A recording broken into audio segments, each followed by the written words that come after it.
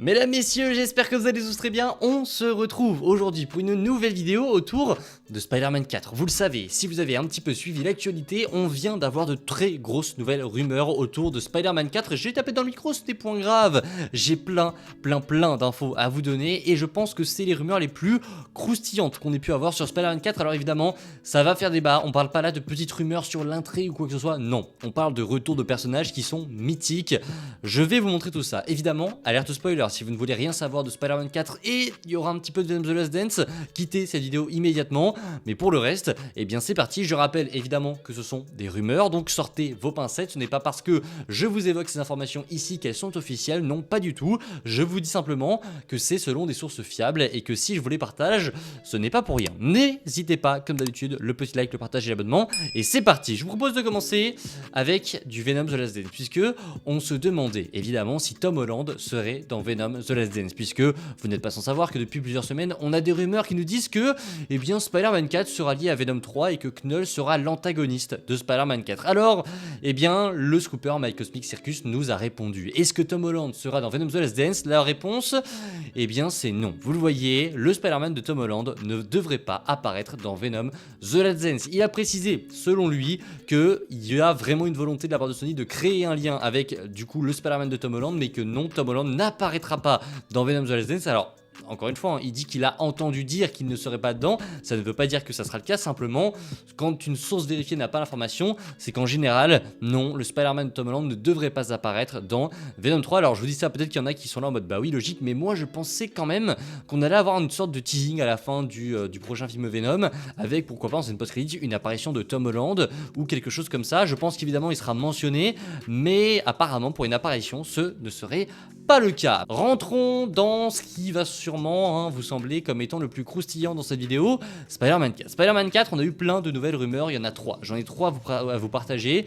On va aller du moins crescendo au plus crescendo, même si tout est incroyable. On va commencer avec cette rumeur, les amis. C'est selon My Cosmic Circus, une nouvelle fois, qui nous a dit que plusieurs symbiotes pourraient apparaître dans Spider-Man 4. En gros, la question, c'était parce qu'en fait, My Cosmic Circus, il faut savoir que c'est un système de questions-réponses. En gros, il y a des fans qui lui posent des questions et lui, il répond tous les mois à ces questions avec donc les informations qu'il a. Et la question, c'était est-ce qu'en plus de Knull et Venom, on pourrait avoir d'autres symbiotes dans Spider-Man 4? Et donc, My Cosmic Circus a répondu que oui, il y a une probabilité pour qu'il y ait plusieurs symbiotes dans Spider-Man 4. Alors, ça ne veut pas dire que ça va arriver. Encore une fois, il faut faire la différence dans les rumeurs entre le pourrait et le serait. Il y a une nuance qui est très claire. Le pourrait, c'est que ça pourrait se faire, mais que actuellement Marvel n'en sait rien. Et le serait, c'est que selon lui, c'est sûr. Après, c'est à voir si ça se vérifiera dans le film. Mais pour l'instant, c'est seulement pourrait, donc c'est au stade d'idée que oui, plusieurs symbiotes pourraient apparaître dans Spider-Man 4. Évidemment, ça me fait penser aux comics, ça me fait penser aussi à Marvel Spider-Man 2 très récemment qui est sorti et qui nous offrait,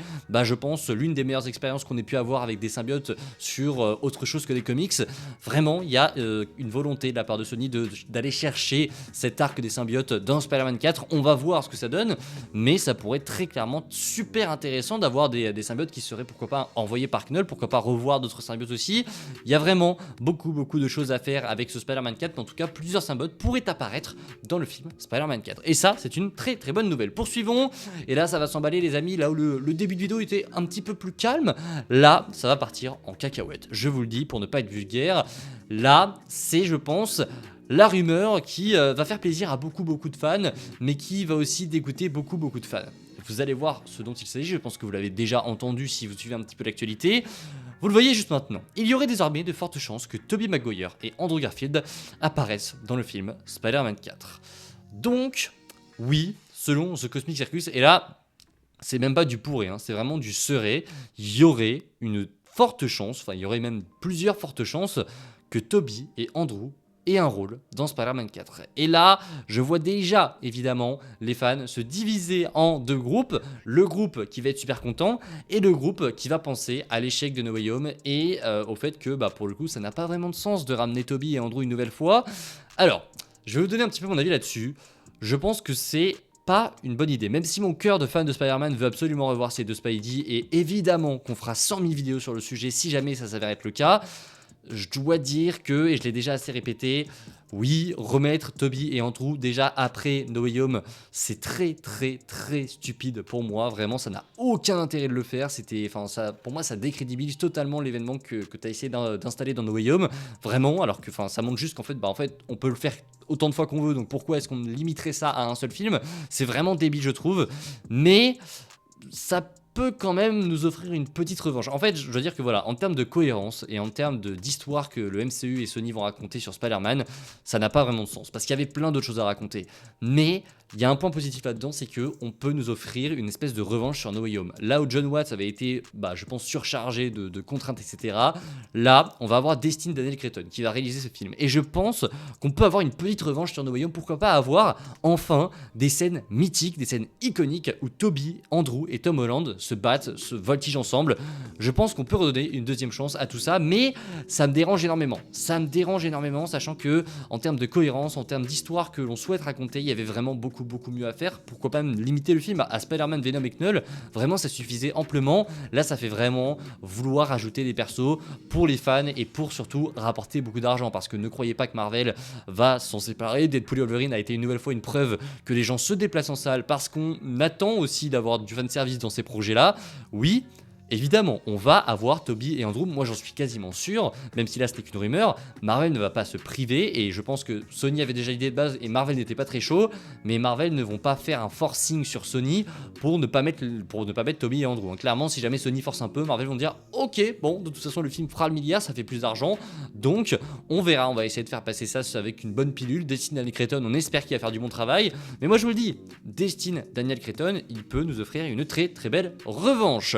Enfin, car ce n'est pas la fin de cette vidéo. Après avoir évoqué cette rumeur du retour de Tobey et Andrew, on va maintenant parler d'un personnage qui serait, contre toute attente, dans Spider-Man 4. Et là, je dois vous avouer que je ne comprends absolument pas cette rumeur, mais, eh bien, visiblement, ce serait le cas. Alors, attention, toute proportion gardée, si vous connaissez la rumeur, vous savez de quelle source elle vient. Ce n'est pas du My Cosmic Circus.